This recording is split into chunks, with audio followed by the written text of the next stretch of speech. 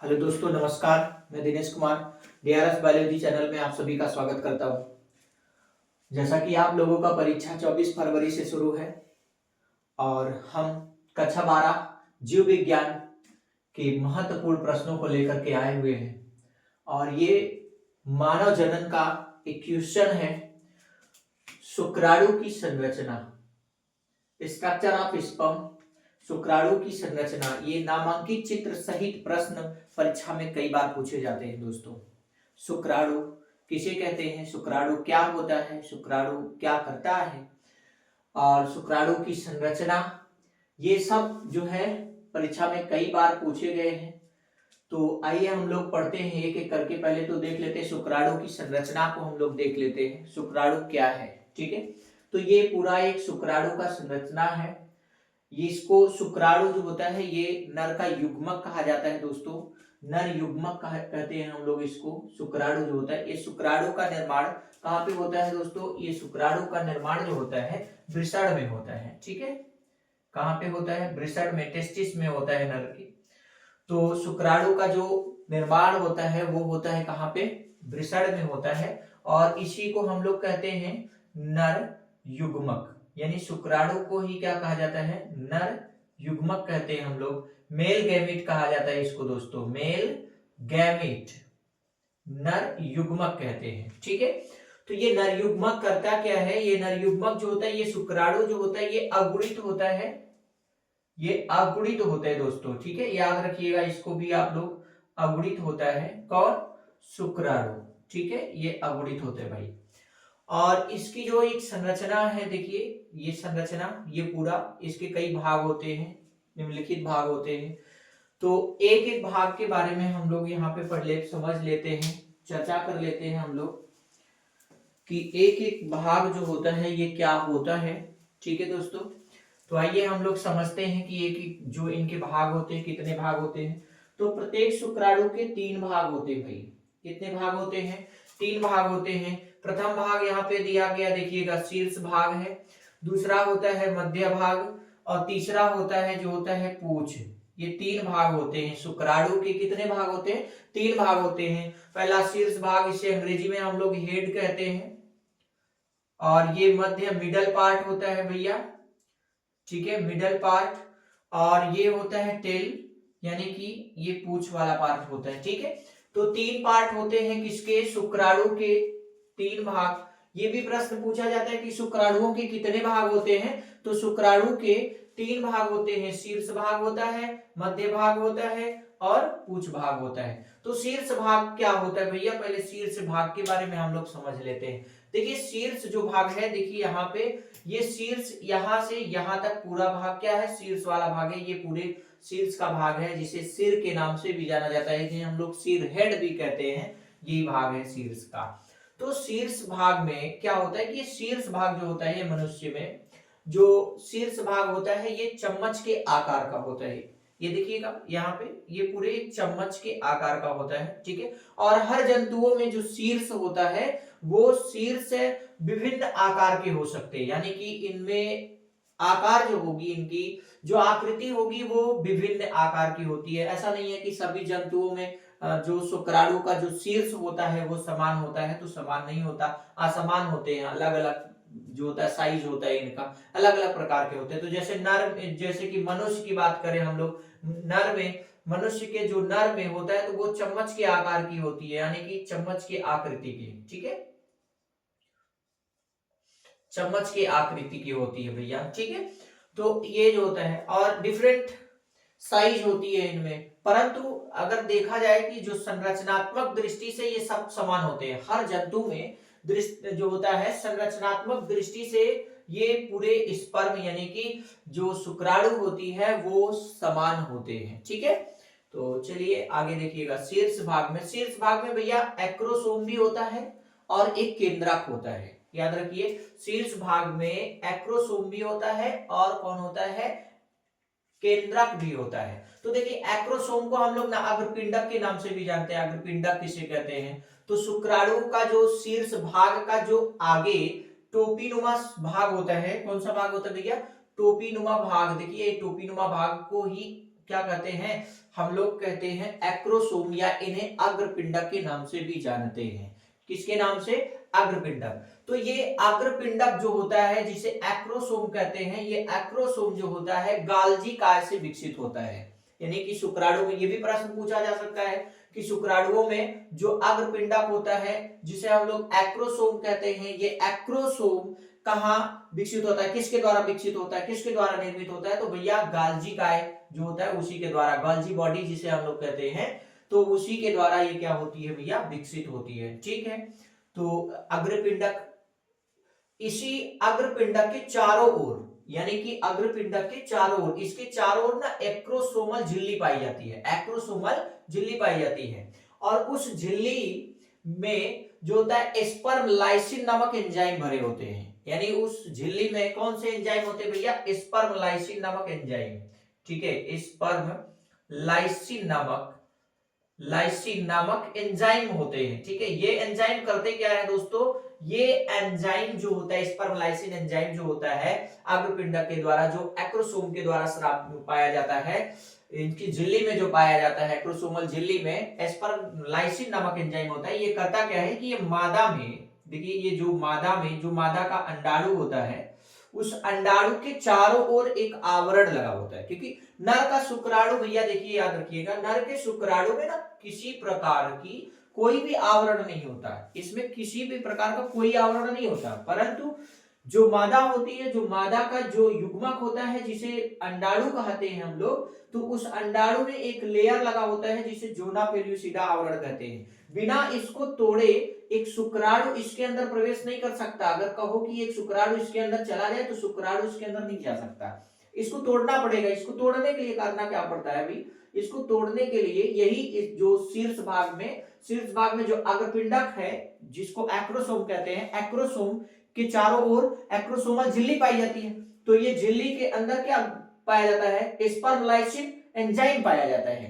ठीक है, स्पर्मलाइसिन एंजाइम पाया जाता है। तो ये एंजाइम करता क्या है जानते हैं? निषेचन के समय इस झिल्ली को, इस आवरण को, मादा के अंडाणु को, अंडाणु के जो आवरण होता है जिसे जोना पेल्यूसिडा कहते हैं, उसको गला देती है। और जब ये गला देती है तो ये जो होता है इसके अंदर प्रवेश कर जाता है।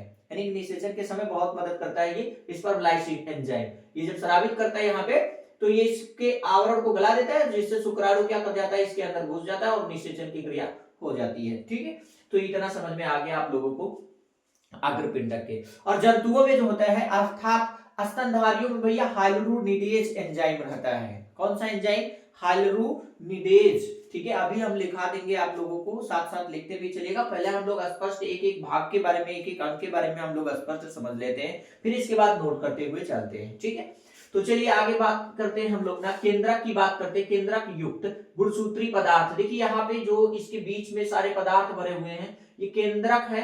इसके अंदर एक केंद्रक होता है, एक न्यूक्लियस होता है भैया, और इसके अंदर गुणसूत्री पदार्थ भरे होते हैं। गुणसूत्र, कितना गुणसूत्र होगा जानते हैं? 23 गुणसूत्र होगा। नर में, मानव में कितने गुणसूत्र होते हैं भाई? 46 गुणसूत्र होते हैं। लेकिन अभी हम लोग जब शुक्राणु जनन पढ़े थे हमारे पिछले वीडियो में जाकर के, अगर आप लोग देखेंगे तो उसमें बताया गया कि शुक्राणु जनन यानी शुक्राणुओं का निर्माण कैसे होता है।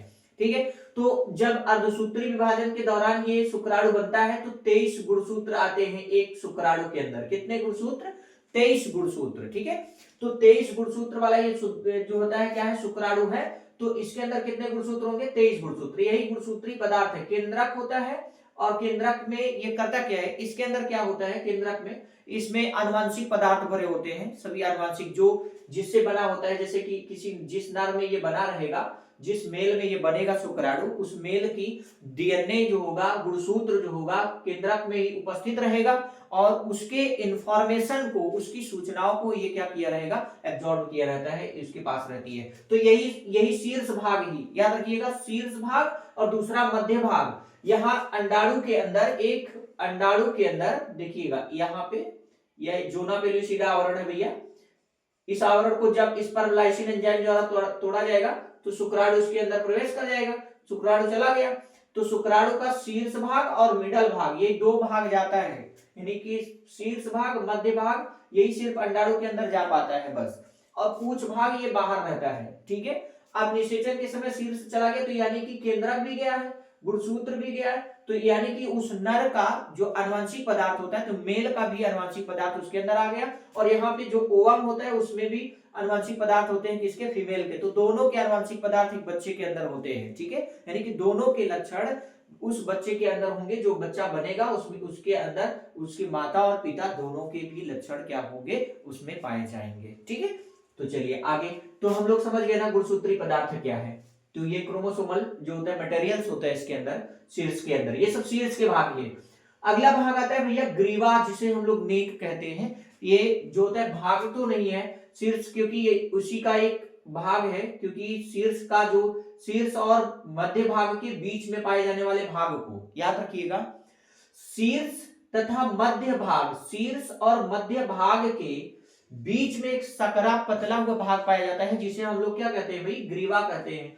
और ग्रीवा में जो होता है, ग्रीवा में 2 तारक केंद्र होते हैं। कितने तारक केंद्र, 2 तारक केंद्र होते हैं। वो तारक केंद्र क्या कहे जाते हैं, देखिए एक तारक केंद्र होता है समीपस्थ होता है, एक दूरस्थ होता है भैया। बहुत इंपॉर्टेंट क्वेश्चन, ये कंपटीशन में भी पूछे जाते हैं कि ग्रीवा में कितने तारक केंद्र होते हैं। तो 2 तारक केंद्र होते हैं। फर्स्ट तारक केंद्र होता है भैया तारक केंद्र, ठीक है, तारक केंद्र होता है। कौन सा तारक केंद्र होता है भाई, पहला होता है, जानते हैं, पहला होता है समीपस्थ, समीपस्थ तारक केंद्र, और दूसरा होता है, जानते हैं, दूरस्थ तारक केंद्र, दूरस्थ तारक केंद्र, ठीक है, दूरस्थ तारक केंद्र। ये 2 तारक केंद्र होते हैं भैया, समीपस्थ और दूरस्थ तारक केंद्र होते हैं। और ये देखिए समीपस्थ तारक केंद्र करता क्या है भाई, समीपस्थ तारक केंद्र क्या करता है, समीपस्थ तारक केंद्र जो होता है, निषेचन जब हो जाता है, तो यहाँ पे देखिए निषेचन जब हो गया तो इसके अंदर जो ग्रीवा गया है, इसके अंदर तो गया, अंडे के अंदर ग्रीवा भी गया है।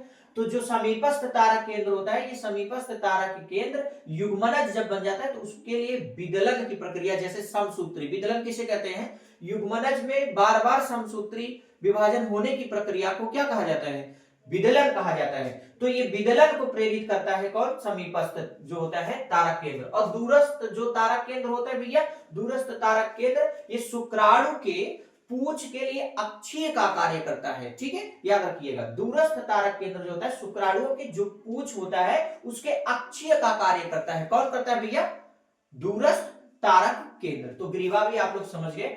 अगला भाग आता है, देखिए दूसरा भाग हम लोग पढ़ेंगे ना, मध्य भाग। कौन सा भाग, मध्य भाग पढ़ेंगे भाई साहब। मध्य भाग में क्या होता है, मध्य भाग मिडल पार्ट, मध्य भाग जो होता है, ये देखिए, ये जो ग्रीवा का जो नीचे वाला भाग होता है उसी को क्या कहते हैं, मध्य भाग कहते हैं। और मध्य भाग में क्या होते हैं, बहुत सारे माइटोकॉन्ड्रिया, यानी कि मध्य भाग के चारों ओर माइटोकॉन्ड्रिया पाए जाते हैं। माइटोकॉन्ड्रिया आप लोग पढ़े होंगे, power house of the cell, यानी कि ये कोशिका का क्या कहा जाता है, बिजली का घर कहा जाता है, उसे ऊर्जा का केंद्र कहते हैं हम लोग। तो ऊर्जा का जो केंद्र होता है, जिसे हम लोग मध्य भाग कहते हैं भैया, मध्य भाग में क्या है, देखिए मध्य भाग जिसे ऊर्जा का केंद्र कहा जाता है, तो ये ऊर्जा देता है, किसको जानते हैं, ये ऊर्जा को संचित करता है, यानी शुक्राणु को ऊर्जा देता है, जिसके कारण ये पूंछ जो होता है हिलता है स्विमिंग करने के लिए, अर्थात वीर्य में, योनि में जो होता है, ये क्या करता है, ये तैरते हुए आगे यूट्रस में चला जाता है। तो मध्य भाग में पाया जाता है कौन भैया, माइटोकॉन्ड्रिया पाई जाती है, ठीक है। अगला भाग आता है इनका पूंछ वाला भाग आता है भैया, लास्ट भाग है इसका पूंछ भाग, जो तीसरा भाग होता है पूंछ भाग, ये पतला सकरा भाग होता है, जो ये तैरने में क्या करता है, सहायता करता है, यानी कि ये स्विमिंग करने में मदद करता है, जिससे ये धीरे धीरे यूट्रस से होते हुए ये अंडाणु के पास क्या करता है, फैलोपियन ट्यूब में जाता है। तो किसके कारण, इसी पूंछ के कारण क्या करता है, ये तैर पाता है, ठीक है दोस्तों। तो इतना आप लोगों को समझ में आ गया है। तो चलिए आगे हम लोग समझते हैं, आगे एक एक पार्ट के बारे में हम लोग क्या करते चलते हैं, लिखते चलते हैं भाई। तो आप लोग भी नोट करते चलिएगा, इस स्ट्रक्चर का आप लोग स्क्रीनशॉट ले लीजिए, फिर इसके बाद आप लोगों को एक एक पार्ट के बारे में क्या करते हैं, लिखाते हैं, ठीक है। तो चलिए आइए हम लोग पढ़ते हैं। अब अगला जो है भाग पढ़ते हैं, शुक्राणुओं के भाग। पहला भाग हम लोग पढ़ेंगे, कौन सा भाग, शीर्ष भाग पढ़ेंगे भाई। तो हम लोग हेडिंग्स बना लेते हैं साथ में ही, शीर्ष, ठीक है, शीर्ष, इसे हम लोग सिर के नाम से भी जानते हैं, या अंग्रेजी में इसको हेड कहा जाता है भैया, ठीक है, ये हेड कहते हैं। अब हम लोग आगे पढ़ते हैं, हेड क्या है, शुक्राणु का, ठीक है, अग्रभाग, शुक्राणु का जो भाग होता है, शुक्राणु का प्रथम भाग शीर्ष कहलाता है। शुक्राणु का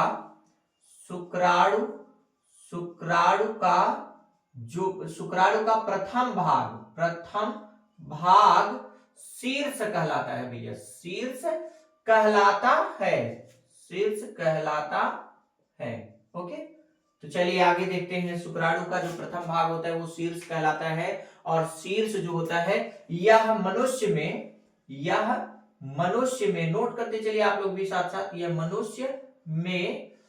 मनुष्य में चम्मच के आकार का होता है, मनुष्य में चम्मच के आकार का होता है, के आकार का होता है भैया, मनुष्य में चम्मच के आकार का होता है। ठीक है, अब आगे हम लोग बढ़ते हैं। मनुष्य में ये चम्मच के आकार की, यहाँ पे देखिए एक चम्मच की आकृति होती है, परंतु भैया प्रत्येक जंतु में या सभी जंतुओं में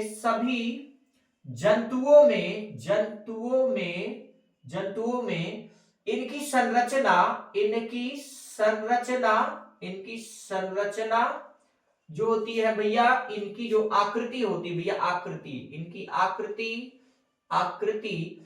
जो होती है भिन्न भिन्न होती है भाई, याद करके चलिएगा, इस भिन्न भिन्न होती है, यानी कि आकृति क्या होती है, भिन्न भिन्न होती है, परंतु संरचनात्मक रूप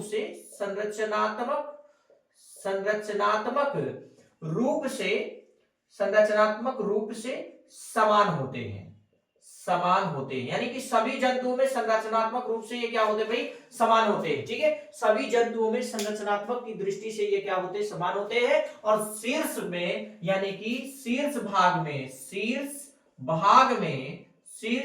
में एक्रोसोम, ठीक है, एक्रोसोम और जो होता है क्या पाया जाता है, एक केंद्रक पाया जाता है,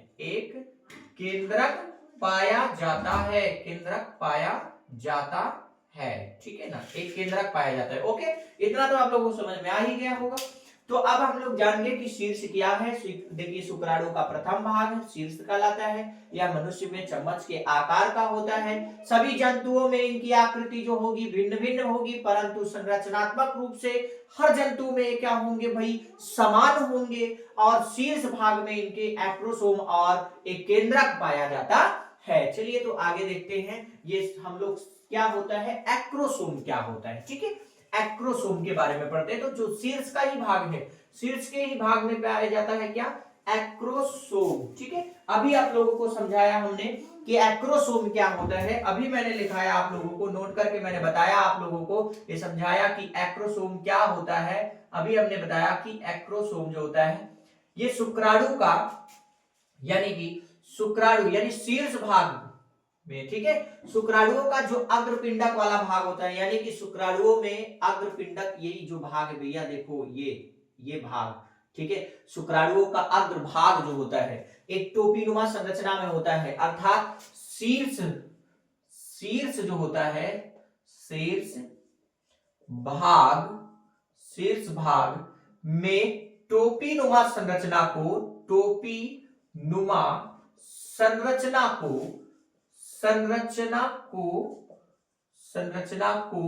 एक्रोसोम, चाहे एक्रोसोम कहिए, इसको ही हम लोग क्या कहते हैं भाई, एक्रोसोम कहिए, चाहे इसको अग्रपिंडक के नाम से जानते हैं, याद रखिए रहिएगा, संरचना को एक्रोसोम कहते हैं।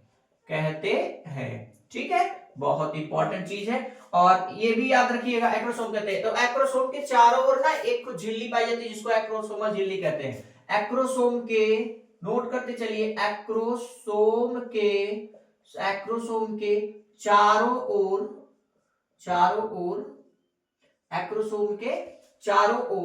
एक्रोसोमल झिल्ली पाई जाती है, एक्रोसोमल झिल्ली पाई जाती है भैया, झिल्ली पाई जाती है।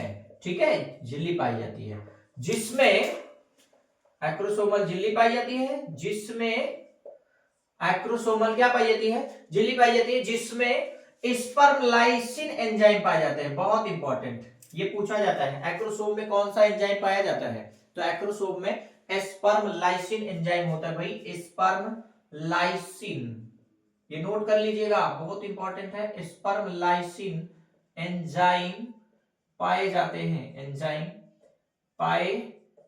हैं। और ये स्पर्मलाइसिन एंजाइम क्या करते हैं भाई, स्पर्म लाइसिन एंजाइम निषेचन के समय अंडाणु का जो आवरण होता है उसको गला देता है, जिसके कारण ये शुक्राणु जो होता है ये पूरा का पूरा शुक्राणु जो शीर्ष भाग है और यह मध्य भाग ये पूरा का पूरा अंडाणु के अंदर क्या कर जाता है, प्रवेश कर जाता है। तो ये बहुत मदद करता है स्पर्म लाइसिन एंजाइम। और जंतु में जो होता है यानी स्तनधारियों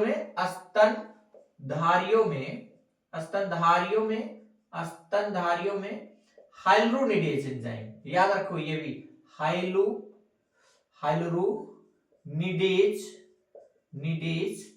एंजाइम, ठीक है, एंजाइम पाया जाता है।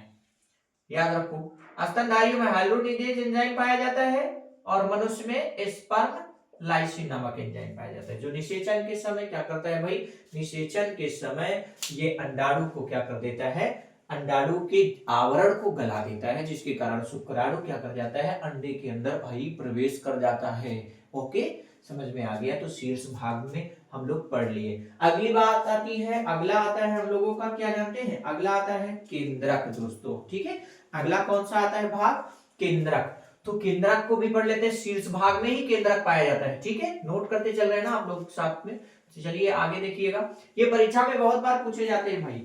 ठीक है, एक्रोसोम, अग्रपिंडक, शीर्ष, मध्य भाग, ये परीक्षा में बहुत बार पूछे गए हैं। तो आगे हम लोग पढ़ लेते हैं ना केंद्रक। बहुत सिंपल सी बात है भाई, केंद्रक इसमें गुणसूत्रीय पदार्थ भरे होते हैं, गुणसूत्रीय पदार्थ भरे होते हैं, अर्थात गुणसूत्रीय पदार्थ पाए जाते हैं। ठीक है, पाए जाते हैं, गुणसूत्रीय पदार्थ पाए जाते हैं। ठीक है दोस्तों, गुणसूत्रीय पदार्थ पाए जाते हैं भैया। और ये गुणसूत्र के इन पदार्थों में अर्थात इसमें नर का आनुवांशिक लक्षण भी पाया जाता है, आनुवांशिक लक्षण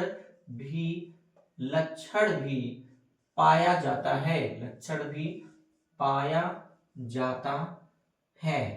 तो इतना तो क्लियर ही हो गया शीर्ष पूरा क्लियर, कॉन्सेप्ट क्लियर कि शीर्ष क्या है। ठीक है, शीर्ष भाग में आपको बता दिया गया कि शीर्ष भाग क्या है। ये आकृति एक चम्मच के आकार की एक संरचना होती है और शुक्राणु का सबसे प्रथम भाग होता है, ये सबसे पहला भाग होता है। हुंडी नुमा संरचना, एक घंटी नुमा संरचना होती है भाई, यही जो होता है यही पूरा का पूरा भाग होता है। इसके अंदर क्या क्या होता है, अग्रपिंडक एक्रोसोम होता है, केंद्रक भी होता है। तो अग्रपिंडक भी जान गए आप लोग, केंद्रक भी जान गए आप लोग। अब बात करते हैं ना ग्रीवा की, इसे हम लोग गर्दन कहते हैं या नेक कहा जाता है, इसको गर्दन कहते हैं। तो चलिए आगे हम लोग अब पढ़ते हैं, क्या जानते हैं, ग्रीवा को पढ़ते हैं।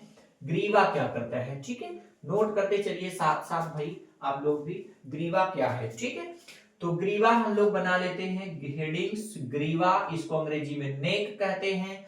तो भैया देखो सिंपल सी बात है, इसको कोई भी बता सकता है कि ग्रीवा किसे कहते हैं। तो देखो ये देखो, शीर्ष भाग और मध्य भाग के बीच में पाए जाने वाला भाग, शीर्ष भाग और मध्य भाग के बीच में पाए जाने वाले भाग को ग्रीवा कहते हैं। सिंपल सी बात है, लिख सकते हैं शीर्ष तथा मध्य भाग के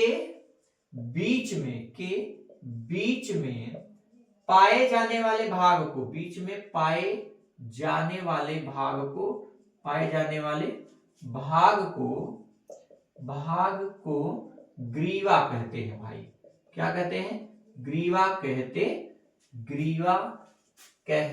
हैं। ठीक, ग्रीवा कहते हैं।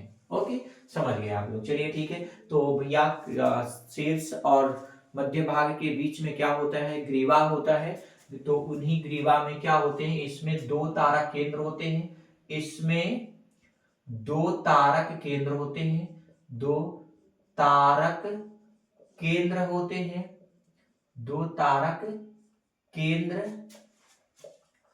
होते हैं। ठीक है, दो तारक केंद्र होते हैं और जिसे समीपस्थ तथा दूरस्थ तारक केंद्र कहते हैं। दूरस्थ तारक केंद्र कहते हैं भैया, दूरस्थ तारक केंद्र कहते हैं, ठीक है ना, दूरस्थ तारक केंद्र कहते हैं। ठीक, इतना स्पष्ट आप लोगों को समझ में आ भी गया हो कि इसको समीपस्थ तारक केंद्र और दूरस्थ, यही भी आप लोग नोट कर लीजिएगा भाई, आप लोग नोट कर लीजिएगा। समीपस्थ देखिए ये भी पूछ लिया जाता है कभी कंपटीशन में, तो ये वो बहुत इंपॉर्टेंट है। समीपस्थ का कार्य क्या होता है? समीपस्थ जो होता है, जब शुक्राणु जो होता है, देखो एक अंडे के अंदर क्या कर जाता है, देखो यहां से ध्यान से, एक अंडे के अंदर क्या करेगा, जैसे प्रवेश करेगा तो एक शुक्राणु का जो होता है शीर्ष भाग और सिर्फ मध्य भाग ही अंडे के अंदर प्रवेश करता है बस। तो शीर्ष भाग गया, मध्य भाग गया, तो ग्रीवा भी गया। तो ग्रीवा का जो समीपस्थ तारक केंद्र होता है, ये अब जैसे जब शुक्राणु अंडे के अंदर चला जाता है तो ये युग्मनज बना लेता है। क्या बना लेता है? युग्मनज। ठीक है, ये द्विगुणित हो जाता है भैया, ये 2n में हो जाता है द्विगुणित, युग्मनज बन गया। तो अब ये युग्मनज में विदलन की प्रक्रिया को प्रेरित करता है समीपस्थ वाला, याद रखे रहिएगा। किसको? विदलन। अब विदलन किसे कहते हैं?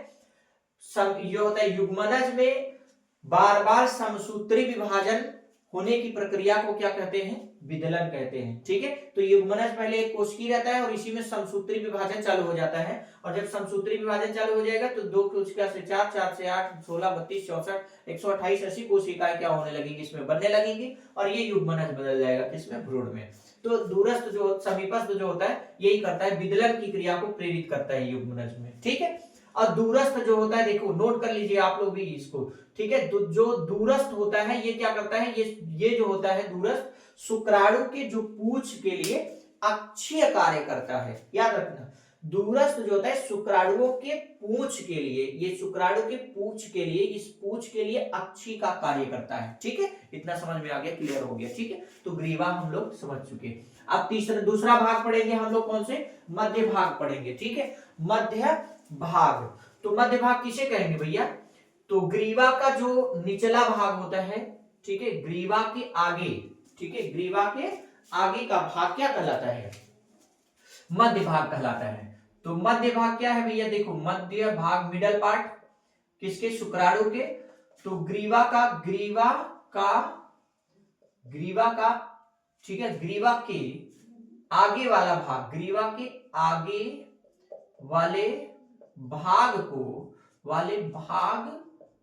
को ठीक है, वाले भाग को क्या कहते हैं? मध्य भाग कहते हैं, मध्य भाग कहते हैं। ठीक दोस्तों, चलिए इतना तो कॉन्सेप्ट क्लियर हो गया आप लोगों का भी कि मध्य भाग किसे कहते हैं। और मध्य भाग में जो होता है मध्य, इसके चारों ओर किसके? मध्य भाग के, इसके चारों ओर माइटोकॉन्ड्रिया पाए जाते हैं, माइटोकॉन्ड्रिया पाए जाते हैं दोस्तों। ठीक है, माइटोकॉन्ड्रिया पाए जाते हैं, माइटोकॉन्ड्रिया पाए जाते हैं, जो शुक्राणु को ऊर्जा प्रदान करता है। शुक्राणु को क्या प्रदान करता है? ऊर्जा प्रदान करता है। शुक्राणु को भैया क्या प्रदान करता है? ऊर्जा प्रदान करता है। ठीक है, इतना कॉन्सेप्ट आप लोगों का क्या हो चुका? क्लियर हो गया कि मध्य भाग में क्या होता है। मध्य भाग जो होता है जान गए कि मध्य भाग जो होता है ग्रीवा के आगे वाला भाग क्या कहलाता है? मध्य भाग कहलाता है। और मध्य भाग के चारों ओर क्या पाए जाते हैं? माइटोकॉन्ड्रिया। यहाँ पे देखिए बनाया गया है माइटोकॉन्ड्रिया, और ये माइटोकॉन्ड्रिया है। ये माइटोकॉन्ड्रिया जो होता है करता क्या है? शुक्राणु को ऊर्जा प्रदान करेगा, क्योंकि आपको पता है, आप लोग पढ़ चुके हैं, कोशिका में जो माइटोकॉन्ड्रिया होती है वो क्या करती है? ऊर्जा जो होती है, ऊर्जा का केंद्र होती है, ऊर्जा का एक स्रोत होती है। इसीलिए हम इसको क्या कहते हैं? Power house of the cell, यानी कि बिजली का घर कहा जाता है कोशिका का। और तो ये भी क्या करेगी? ऊर्जा इसको देगी, किसको? शुक्राणु का। किसके अंदर पाई जाती है? अब ये प्रश्न भी उठता है भैया कि माइटोकॉन्ड्रिया शुक्राणु के किस भाग में पाया जाता है? तो वो किस भाग में पाया जाता है? मध्य भाग में पाया जाता है। ठीक है, तो चलिए हम लोग मध्य भाग भी पढ़ लिए। अगला भाग आता है भैया जिसको हम लोग बोलते हैं पूंछ। ये बहुत ही इंपॉर्टेंट भाग है शुक्राणु का। ठीक है, शुक्राणु का बहुत ही इंपॉर्टेंट भाग है। क्यों इंपॉर्टेंट भाग है ये भी बता देते हैं, क्योंकि तैरने में मदद करता है। ठीक है, पूंछ जो होता है, ये पूंछ जो होता है, यह जो होता है, यह शुक्राणु का, यानी कि शुक्राणु का अंतिम भाग, अंतिम, यह शुक्राणु का कौन सा भाग भैया? अंतिम शकरा अंतिम सकरा तथा पतला भाग होता है, पतला और लंबा भाग होता है भैया, और लंबा भाग होता है, लंबा भाग होता है। ठीक है, शुक्राणु का पतला और लंबा भाग होता है। ठीक है, जो जो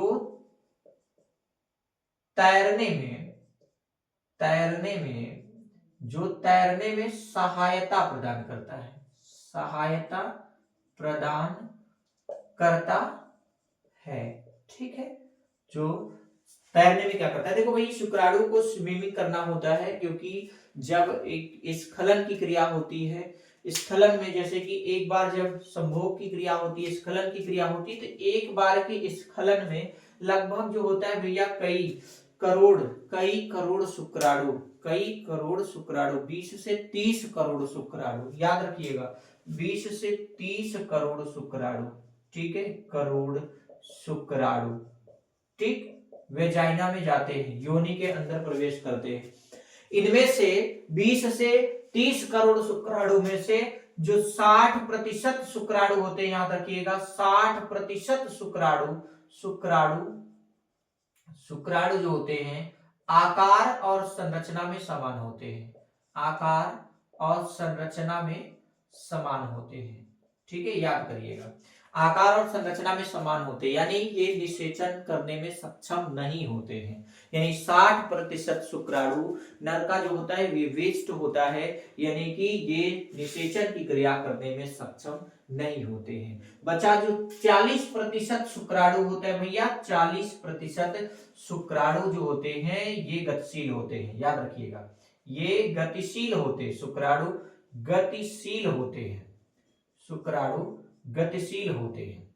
ठीक है ना, गतिशील होते हैं, यानी कि ये शुक्राणु, यही शुक्राणु ये जनन के लिए सक्षम होते हैं, जनन के लिए सक्षम होते भैया, ये जनन के लिए क्या होते हैं, सक्षम होते हैं। तो बहुत सिंपल सी बात है। ठीक है, 40% शुक्राणु की जनन के लिए सक्षम होते हैं, और ये 40% शुक्राणु ये जो पूंछ होता है ये तैरते हुए यानी हिलते हुए ऐसे स्विम करते हुए तैरते हुए ऐसे जाता है, और इसको ऊर्जा कौन देता है, माइटोकॉन्ड्रिया। इसको कौन ऊर्जा देता है भैया, माइटोकॉन्ड्रिया। और तैरते हुए सीधे चला जाएगा यूट्रस में, यूट्रस से फैलोपियन ट्यूब में, फैलोपियन ट्यूब में अंडे के अंदर जाएगा, और जब अंडे के अंदर चला जाएगा तो निषेचन की क्रिया हो गई। ठीक है, तो ये भाग थे किसके, एक शुक्राणु के, किसके भैया, शुक्राणुओं के। ये थी शुक्राणुओं की संरचना और शुक्राणुओं के भाग, जो परीक्षा में कई बार प्रश्न आते हैं। शुक्राणुओं का नामांकित चित्र सहित वर्णन कीजिए। तो आई होप आप लोगों को ये पूरा का पूरा समझ में आ गया होगा। अगर इस तरीके का क्वेश्चन आप लोगों को परीक्षा में पूछता है तो आप लोग इसे क्या कर सकते हैं, आसानी से लिख सकते हैं। तो यदि मेरा वीडियो आप लोगों को अच्छा लगा हो तो हमारे वीडियो को लाइक और कमेंट करिएगा दोस्तों, तथा DRS बायोलॉजी चैनल को सब्सक्राइब कर लीजिएगा। धन्यवाद दोस्तों।